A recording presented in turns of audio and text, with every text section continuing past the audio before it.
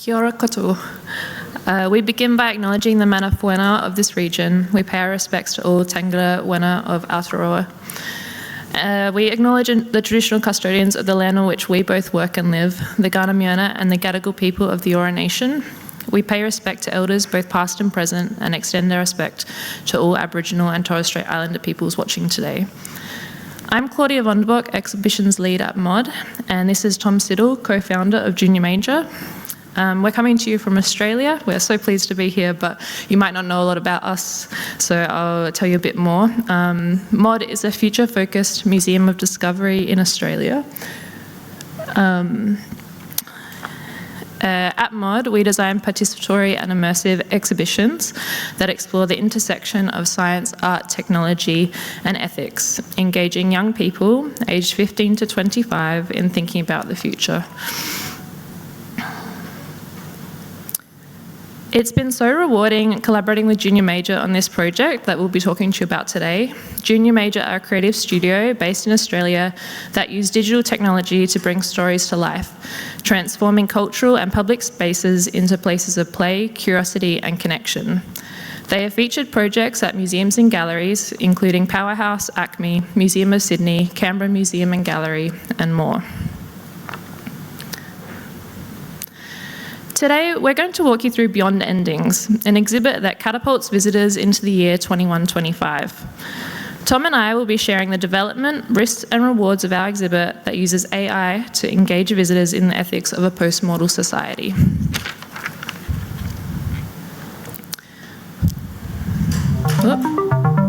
Sorry.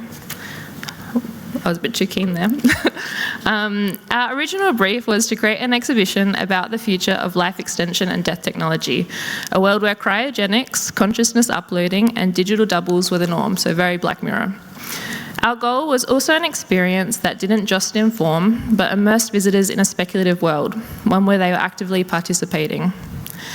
During the creative development of the exhibit with Junior Major, we adopted AI as our central tool to deliver on this goal, using real-time conversation, interactivity and humour to draw visitors in, personalising experiences and enabling participatory conversation.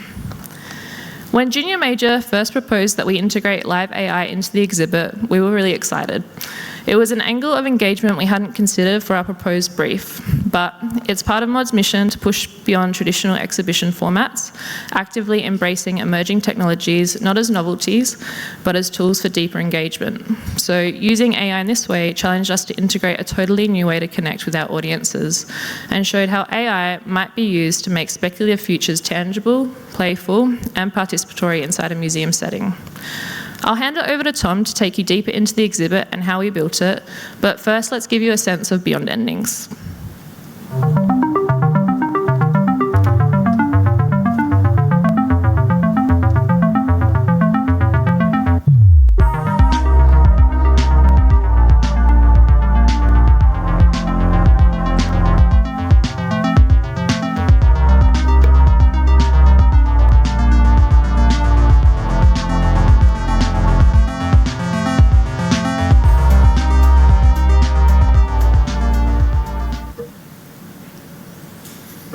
Thank you, Claudia. So the brief was to explore the ethics of the future of death tech. We wanted visitors to explore the personal choices, restoring a loved one's memory, transferring consciousness, or even cloning your favorite pet goldfish. Our concept was a near-future job interview, a fictional company we called Eterna.Life. Interactive film felt too fixed, so instead we jumped straight to AI-driven metahumans. Open, responsive, and interactive. We wanted visitors to chat in real time with Eterna.Life employees, stepping into the story as recruits rather than passive viewers. Each conversation was unique, shaped by visitors' questions and choices, which led to the title of this presentation, What Could Possibly Go Wrong? Let's take a look. Step into the year 2125 for a job interview at leading death tech service provider Eterna.Life. You now no longer need to suffer the inconvenience of a traditional mortal death. Genetic advances, robotics, and quantum computing have revolutionized personalized end-of-life care. Through employment at Eterna.Life, you can ensure your access to this life-extending technology when your time comes. For your interview, you will meet with Eterna.Life team members from the Quantum, Organics, and Genesis departments to see where you will best fit. Welcome to Eterna.Life. I'm here to interview you for a job. Are you ready to start? The experience begins in the waiting area, where visitors are welcomed into the world, surrounded by tools of the trade, real-time data, and fictional news headlines. This sets the tone and introduces ethical questions on both the personal and corporate levels. From there, they're invited into one of 3 interview booths: Genesis, Quantum, or Organics, each presenting a different department at Eterna.Life. Inside, they have a short, interactive conversation with a metahuman, bringing the speculative world to life. At the end, like any good interview, it's their decision to make. Do they accept, or do they just walk away? The choice is theirs.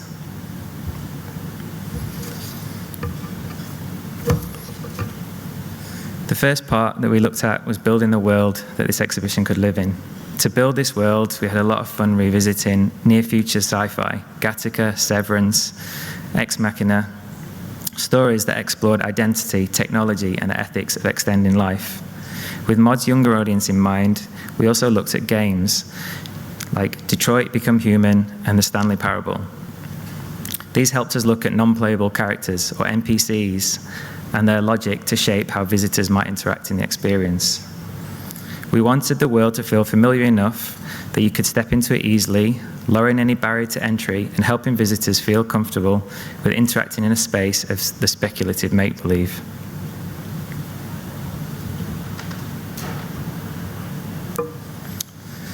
We then created metahumans, gave birth to metahumans. To give AI real-time face and personality, we created custom metahuman characters using Unreal Engine. This brought the interaction to life, but also came with a number of challenges. If it was too realistic, it felt uncanny, and we moved into Uncanny Valley. Too artificial, and we lost the illusion and the world we wanted to create. We aimed for a tone that felt believable, but slightly strange, leaning into the human, the quirky, the unreal. Just enough to keep visitors engaged without any discomfort.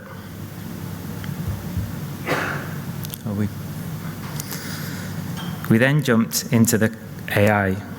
The dialogue was driven by a large language model, enabling live, fluid, responsive interactions. This turned visitors from passive observers into active participants. Each conversation shaped by their choices and questions. To run these interactions in real time, we use Conv.AI, basically ChatGPT. Conv.AI is a platform originally built for NPCs. The API allowed natural, unscripted conversations, bringing the speculative world of Eterna.Life into a deeply personal interaction.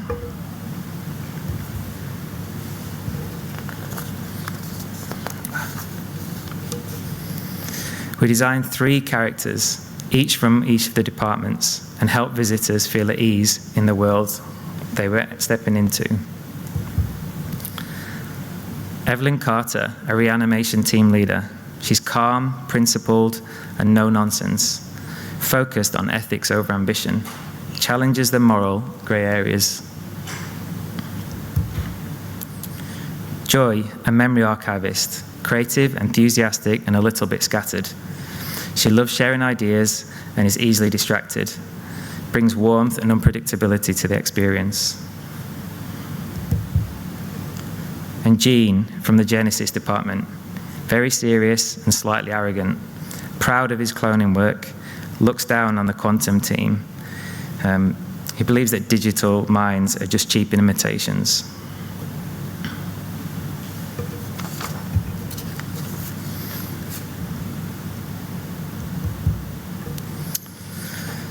We built an early prototype with Mod to test with their youth board. Some engaged deeply, others needed clearer prompts. Testing showed that we needed stronger cues to start and end the interview, so we restructured the flow. We started with a simple intro, just an engaging, what's your name, topic selection, and then we moved into a this then that scenario, and finally ended with an open-ended discussion.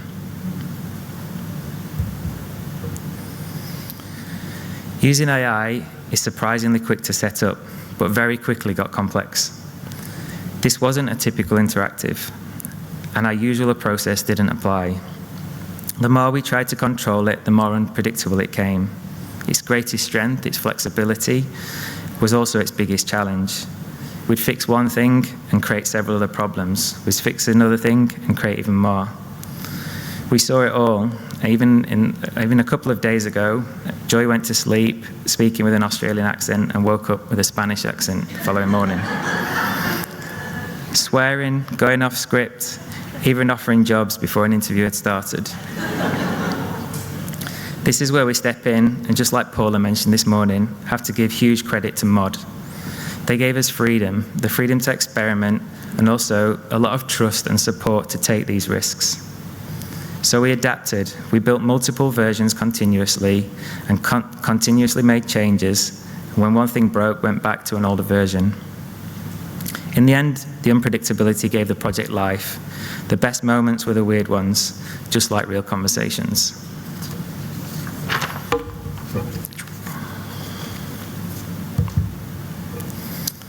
So the sustainability and ethics of all this, well, I'm definitely not an AI expert. We knew just enough to be curious, cautious, but most of the time we spent confused. This isn't a technical deep dive, it's just a first-hand account of us working with AI tools on a real public-facing project. AI does have a high energy cost, and it also has real potential to solve human and environmental issues. It's this tension that we used to shape the project. It wasn't just a tool, it became part of the ethical conversation. What we did do to reduce the impact is we used fewer API calls.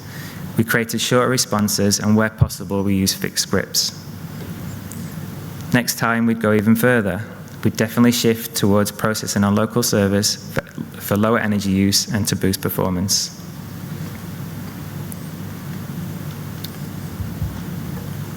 So we'd love to show a live demo, but that would be a really bad idea. If you can, though, definitely get to Adelaide and take a look. It's on for the rest of the year. Instead, we'll just show a few conversations from the experience, and then I'll hand back to Claudia on how visitors responded and what we learned from the project. I'd like to ask, what was the most unique experience you had in your role? Oh, I had this unforgettable moment when I helped reconstruct a musician's fragmented memories. It was like piecing together a symphony. Each memory was stored in a memoria orb, allowing his loved ones to experience his passion for music again. So, how do you feel about using technology to preserve memories or even entire personalities for future generations? But wouldn't that disrupt the natural ecosystem? Your concern echoes a recent event at Eterna.Life. When we attempted to reintroduce the Tasmanian tiger, unexpected competition arose with native predators, causing a ripple effect in the ecosystem. It highlighted the necessity of meticulous research and planning. What's your favourite food? The Organics Department at Eterna.Life focuses on life extension technologies, not food. We work on cryogenics, reanimation, and biomechanical integration to preserve and enhance human life. If you're interested, we can delve into one of these areas.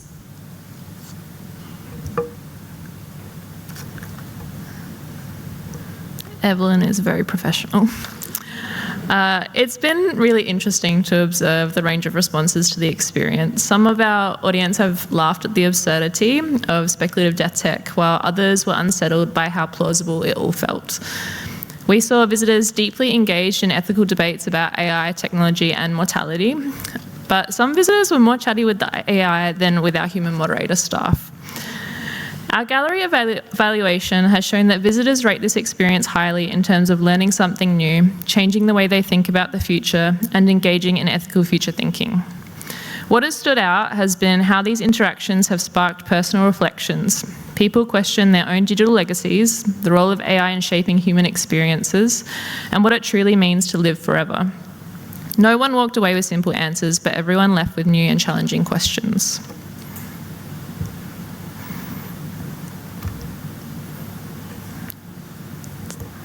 Sorry, I don't think I'm hitting it hard enough.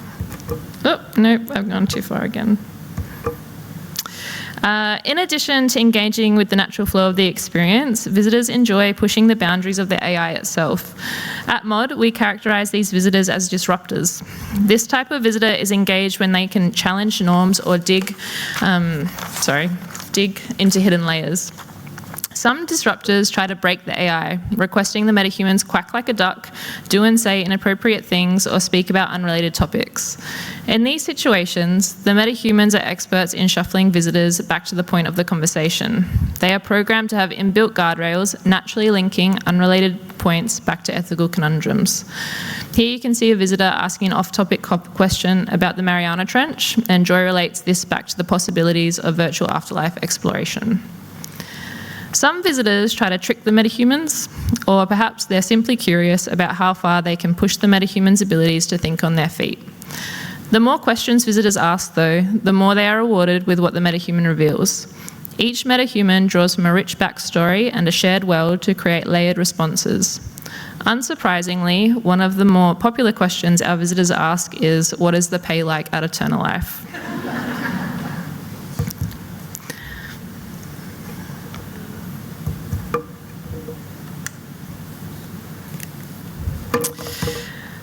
At MOD, one of our core design principles is to be participatory. We want our visitors to be doing, not just observing in our spaces.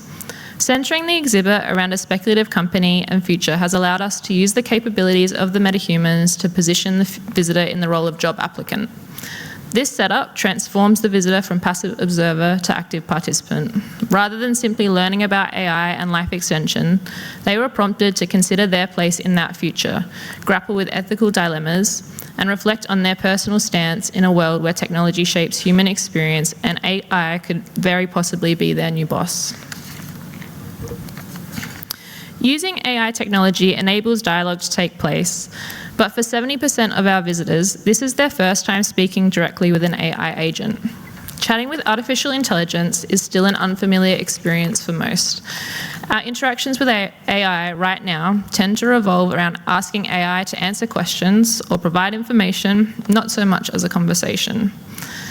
The interview framing of the exhibit flips that interaction. The metahumans were the ones to guide the experience. Within the logic of the exhibit's world, it made perfect sense for these digital beings to ask probing, complex questions. Dialogue, especially with AI metahumans, created a space where visitors could test ideas, voice uncertainties, and confront uncomfortable topics with critical thinking. While the goal was to prompt reflection on the ethics of life after death technologies, we didn't want to dictate the direction of that discussion. Instead, we aimed to open a space where visitors could bring their own perspectives and curiosities to the table. The performative aspect of these exchanges was key. The AI's dynamic responses kept the conversation fluid, sometimes even veering off topic, allowing ethical dilemmas to unfold naturally based on the conversation. By responding in real time, the AI tailored each interaction to the individual, shaping the dialogue in ways that felt personal, relevant, and alive. So we didn't set out to make an AI-driven experience. AI wasn't the primary topic or just a tool for delivering information. It was really the means to deepen visitors' intellectual and emotional engagement. It was a way to create tailored experiences. Working with this technology meant negotiation between the ideal visitor experience and the limitations of the technology. We were constantly balancing giving the metahumans enough flexibility to feel dynamic while still keeping the experience coherent and meaningful. This exhibit is 4 months into its year run. Already the tech has changed dramatically. We are 3 or 4 language models deep, and the landscape of AI and how it is embedded in society has been shifting rapidly. As unpredictable as this technology is, we have found the application of using AI in this exhibit so rewarding. As we continue exploring the edges of what gallery experiences can be, designing for curiosity and critical thinking becomes even more vital. AI isn't the future, but it is one of the many tools helping us shape and challenge it. The Beyond Endings exhibit shows that AI technology, when used with intention, can expand what's possible for storytelling, dialogue, and connection.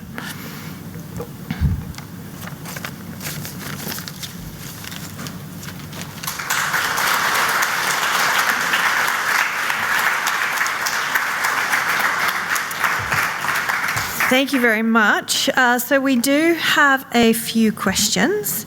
The top question is, was cultural background a consideration in the ethics of creating AI personas?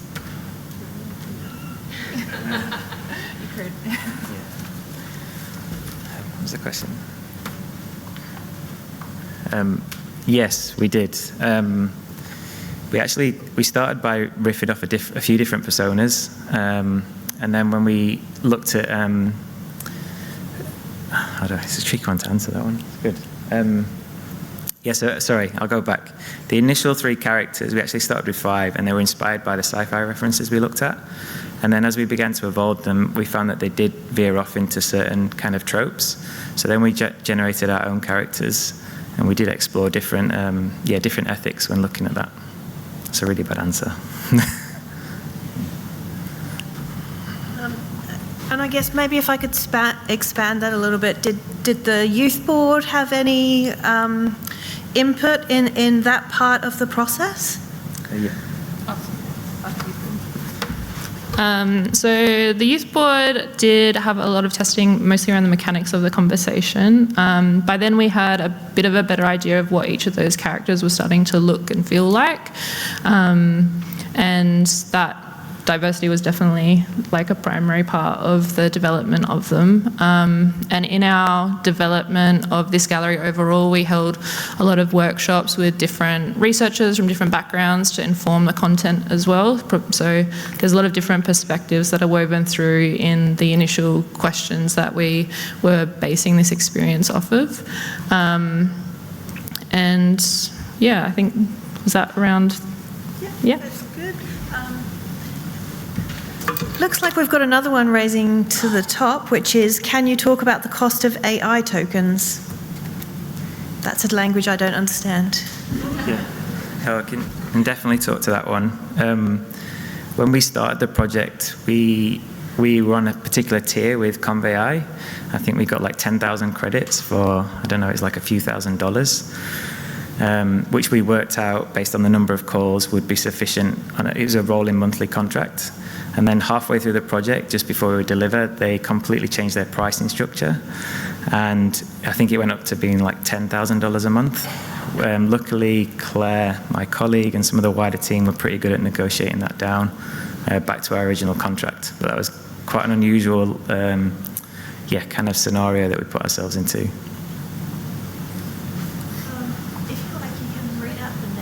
Yeah. Which was the next one? The top one.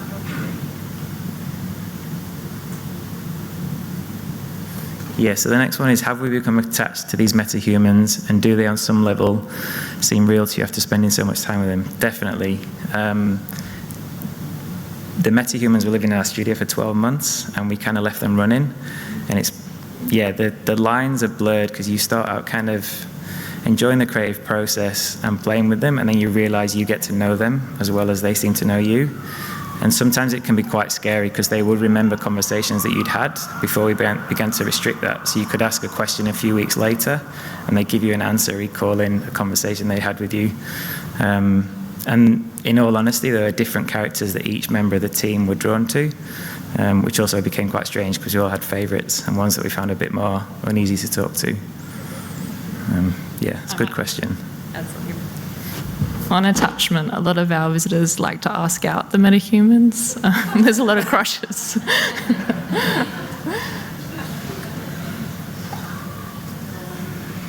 Okay, so we've probably got time for one question, and that can be, what went wrong?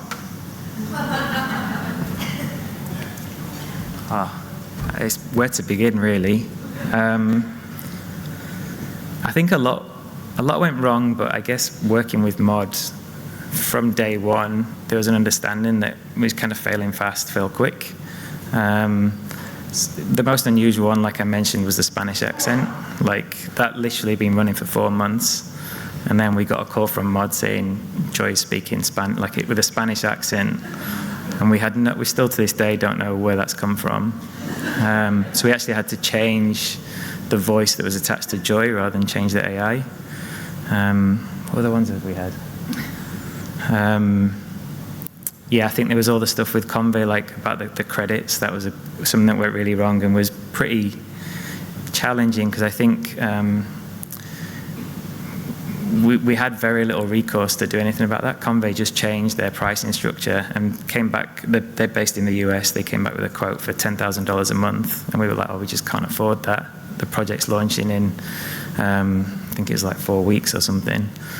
And I think as a cultural project, they were used to dealing with big games, high-end games, so we were really small fish in that conversation, and that was really challenging, but it kind of came through. I think in particular, they were really interested that we'd hooked it up with Unreal, and that was our main selling point, that we'd used it with a game engine like that. But yeah, it's funny when someone asks you on the spot, you can't remember, but I remember a lot went wrong. Yeah. Fabulous, thank you. If we could have another round of applause. Thank you.